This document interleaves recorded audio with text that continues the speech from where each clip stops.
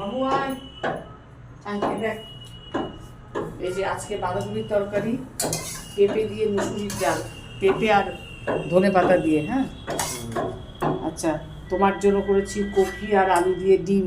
তুমি ডিম ভালোবাসো না?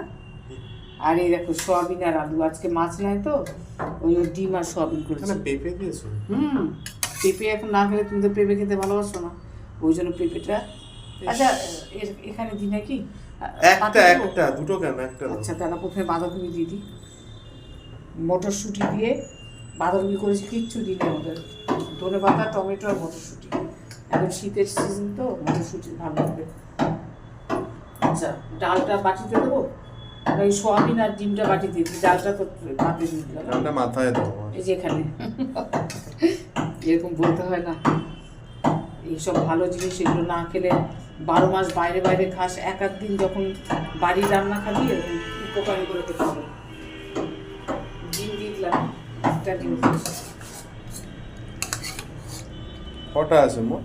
4টে আমার আর তোর।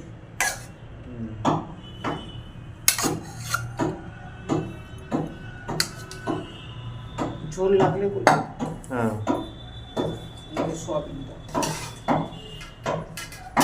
সোয়াবিনটা পেঁয়াজ রসুন দিয়ে করেছি মাংস মতো।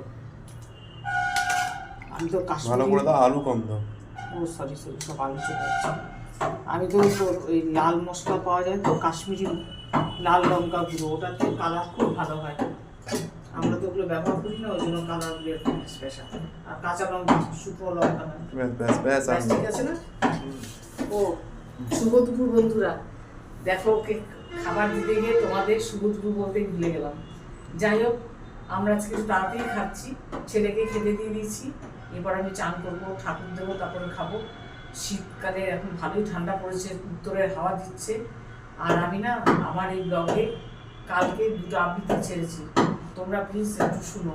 যদি ভালো লাগে একটু কমেন্ট করো, একটু শেয়ার করো, আর চ্যানেলটা সাবস্ক্রাইব করার জন্য অনুরোধ রইল। আমাকে এগিয়ে দিতে সাহায্য করো। টাটা।